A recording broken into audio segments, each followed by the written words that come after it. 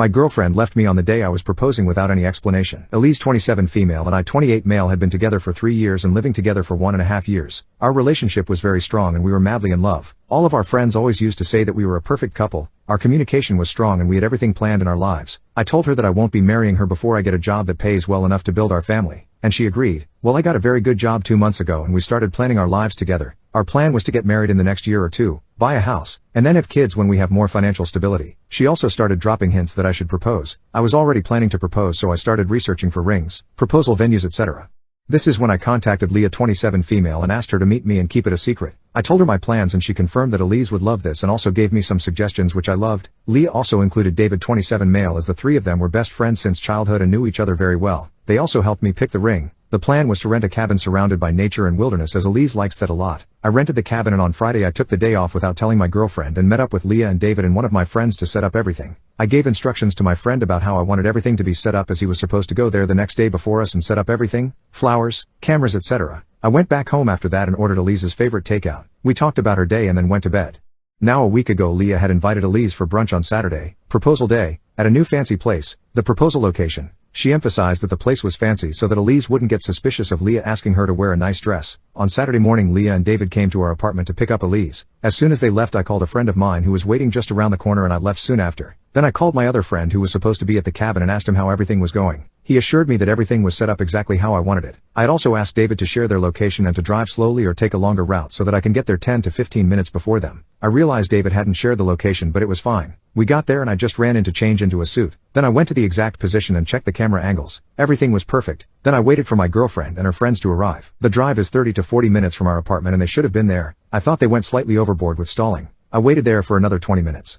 It had already been more than an hour since they left the apartment and I was getting worried, so I asked one of my friends to call David and sneakily ask how long it'll take them. They called him 2 to 3 times but no answer. Then they called Leah 2 to 3 times. No answer. I assumed the worst. I called David and Leah as well. Still no answer. Finally I decided to call Elise. First call, she didn't answer. My heart was racing at this point. As soon as I called her again, Leah answered instead. I was panicking and asked her if everything was alright and why is nobody answering the phone. She went silent for 2 seconds and then started yelling at me. She told me to never call Elise ever again and that I was dead to her. That I was a horrible human being for doing that to her. That she doesn't want to see my face or talk to me ever again. I was confused, but before I could say anything she hung up. I was so confused and started crying and my friends had to console me. Soon after that, I got a text from Leah that she'll be coming over later with David to get Elise's stuff and that Elise doesn't even want to step into the apartment. Even if I'm not there, I immediately called her parents to ask what was going on. They knew about the proposal and we were supposed to go to their home for lunch after the proposal. They had no clue what was going on and told me that they'll call her and ask. I got a call from them 10 minutes later saying that they called Elise and she told them that she can't talk right now and she'll call them later. They were also confused about all this. I was devastated and I didn't know what to do.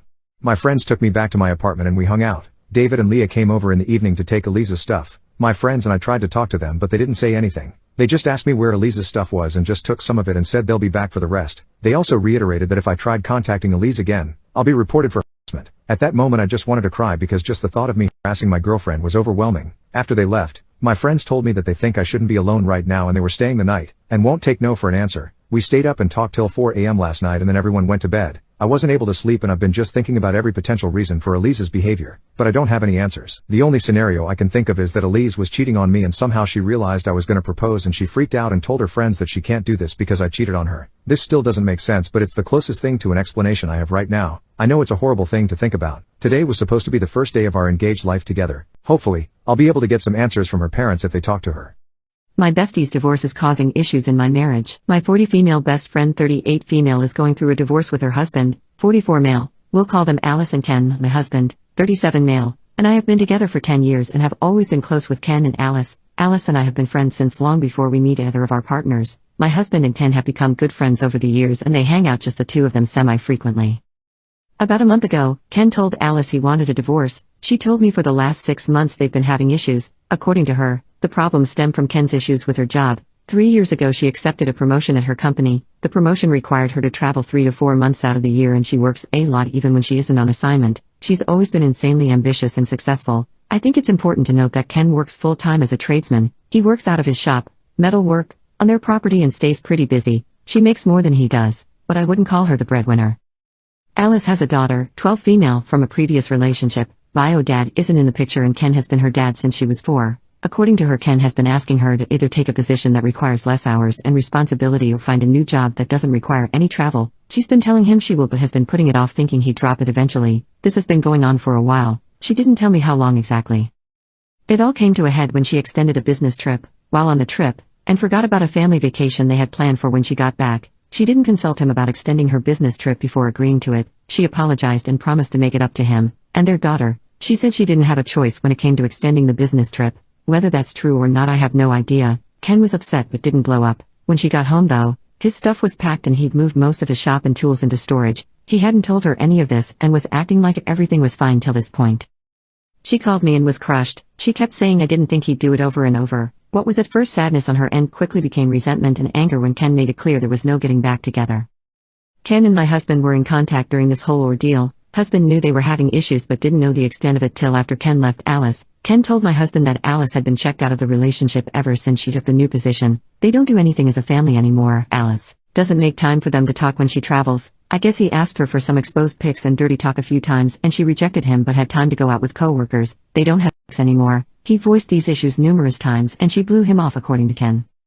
Everything became much worse after a particular incident that is hard to even type without cringing. Ken and Alice had been separated for about 3 weeks. Their daughter was bouncing back and forth between Ken's apartment and their old home that Alice was staying in. It was Ken's weekend with their daughter. He brings her back Sunday evenings. Well, Alice went on a bender and literally forgot what day it was. She was so messed up. This isn't like her. She thought it was Saturday. It was Sunday. Ken shows up with their daughter and walks in on a shite show. Alice had 2 younger men there. They were drunk and in the hot tub. They weren't in the act, but it was clear what was going on. She started freaking out, calling Ken names, screaming that it wasn't Sunday yet. Ken kept their daughter in his truck so she didn't see the worst of it. They left. The next day she had no idea what had happened. She had texted Ken horrible things while she was messed up. I only saw them because Ken sent my husband screenshots. I won't say word for word what they said, but it was really personal crap. Since this, Ken is going nuclear. He wants the house. He wants custody. He adopted their daughter long ago. He wants child support. He's taking her to the cleaners, as they say. I know this isn't Alice. She's going through crap. She needs friends right now and I'm literally all she has. Her own daughter would rather stay with Ken. I'm not going to cut my best friend out over this. The issue? My husband wants me to cut her out. He said some really terrible things about her. He's called her a crappy mother. I know she loves her daughter. He's called her self-absorbed bitch. He says he doesn't want me getting sucked into her drama and behavior. When I insist she'll turn it around and she just needs help right now, he shuts it down, saying this is who she really is and he doesn't know why I want to associate with people like her. I know a lot of this is just crap that Ken has told him. He's defending his buddy. I'm not excusing her behavior, but I think it's unreasonable for him to want me to cut my best friend out. She asked me to go out with her a few times and I went once without telling my husband because I knew what he'd say. I just wanted to talk to her in person. After I told him we meet up, he went ballistic and repeated that if I don't cut her out or we have issues too, any advice navigating this would be appreciated. My husband is cheating on me with my best friend. My husband and I have been dating since I was 19 and he was 22. We've been married for 6 years now. We have 2 kids and I'm 6 months pregnant with our third. 2 years ago I found out my dad has stage 3 colon cancer. My dad is my only parent as my mom passed away when I was 12. He's my best friend and life without him doesn't seem as colorful. His laugh is contagious and he gives these big bear hugs that seem to make all of your broken pieces feel like they're perfectly in place again.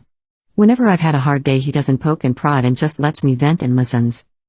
About 5 months ago we discovered the treatments aren't working for him, and in direct quote of the doctor he said months not years. Since then he's gotten progressively worse and now is losing memory. He looked at the dog he got for me on my 21st birthday and said, "Wow, that's a nice dog. Where'd you get it?" My husband has been my absolute rock. He has been there for me, holding my hand and helping me through this. He's been so loving and attentive to both my kids and I. Don't get me wrong, I am a mother first always. I don't allow myself to wallow.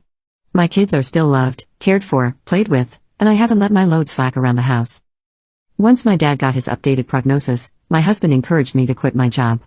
About a month later we discovered we were pregnant again and I still hadn't let go of my job. I kept holding out for some reason. After finding out I was pregnant again, he assured me it was still okay to quit my job, that honestly it would save us a small fortune on daycare costs anyways. So I did. I quit my job. My best friend and I have been friends since diapers. Her family is like my family and vice versa. My mom and her mom grew up together. We've always been solid, and right after my dad's appointment when we found out he had so little time left, I drove straight to her house and she held me while I cried for hours. If there are soulmates in friend form, she was mine. Thick as thieves is what my mom used to say. This morning as I was up with my 3-year-old, he's sick, my husband's work alarm was going off. He has a few he sets, so I turned that one off and gently woke him up. He said he was up late working, so he took the morning off. Rolled over and went back to sleep. As I went to turn off the remainder of his alarms, I saw a text from my friend on his lock screen that said, "I'm assuming since there hasn't been an angry pregnant lady on my doorstep, you haven't told her about us yet." Time froze in that moment.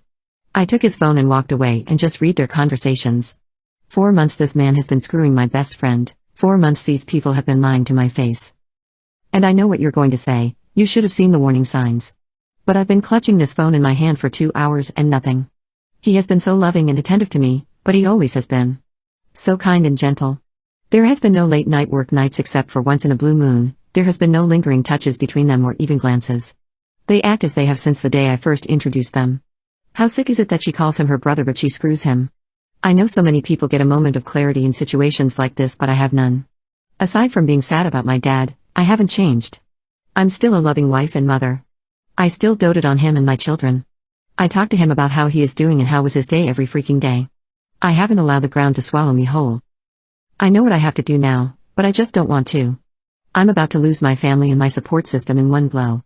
I'll confront him tomorrow. Today? Today I just need this last 24 hours of peace. As for her? I won't give her the satisfaction of a response. I don't care why she did it. She did it and it's done. I was always a friend who cleaned up her messes. After today I will cut her out of my life like she never mattered at all. This has to be the hardest storm I'll ever weather, but damn it, I know it'll sail through it. If not for me, for my children. I ignored my husband so much that he went away without telling me. I, Carla, am 6 months pregnant with mine and my husband Harry's first child. During this pregnancy, I'd been very exhausted every day and would usually come home from work and go to bed an hour later, then I'd wake up at midnight and reheat what Harry had made us for dinner. For context, I've been part of a huge work project that's been going on for months, and I've been extremely overworked. On top of this, my husband doesn't have a job at this moment, and isn't looking for one unless I remind him. I've been working overtime to get as much money as I can before maternity leave. Our anniversary was on the 6th of August and I'd asked him if we could have a romantic dinner at home and then snuggle up to watch TV under a warm blanket. I thought it was a wonderful idea since I was too tired to go out and because I knew that Harry was doing most, if not all, of the household chores. However, he seemed a little annoyed when he agreed, but I thought nothing of it. The next morning, Harry seemed quite cold towards me and barely looked me in the eyes. Once I got home from work, he wasn't there, but that was normal since he could have been out with friends or at an interview, and so I went to sleep. I woke up at 11 that night to see that I was still alone in the house, so I checked my phone. I had about 8 missed calls from Harry and a long text. I'm summarizing, but the text read, "I understand how tired you are because of this pregnancy and you having to work extra hours most days, but I'm over being ignored every day and having a 5-minute conversation with you every so often. You expect me to do all the housework and plan our boring anniversary alone. I'm really annoyed, so I'm staying at a friend's tonight. Text me when you see this." Of course I called him and texted him about being sorry and wanting to talk, but I never got an answer. In the morning, I called my boss about having a day off and spent most of it waiting for Harry and planning my apology. However, when he came home, he silently handed me a rose and a card saying that he loves me but needs a few days away from me to figure out what he's going to say or do. Then, those days became a week. This part happened on the 13th. 8 days later, I messaged him every day and he would constantly say that he needed one more day, or just another night at his friend's to figure this all out. But on the 13th, I decided to go to the friend's home he was staying at to confront him. So I drove over, nearly 30 minutes away, and banged on the door so hard that I could hear it echo from inside. By this point, I'd realized that I should have put more effort into our relationship, but he also should have talked to me about this instead of running away. Harry's friend came to the door and was confused but pleased to see me. He seemed a little on edge as I talked to him. He had to break the silence every so often with comments about my pregnancy and how he couldn't wait to meet the baby. Finally, we stopped talking and I practically demanded to see Harry, saying that I wanted to apologize but also explain how childish he was being by hiding from me. The thing that I found absolutely hilarious, but actually not at all, was that his friend said that Harry wasn't there, and had left for Ireland on the 9th. Ireland. To say I was absolutely beyond furious and extremely confused would be such an understatement. His friend invited me in and sat me down to talk.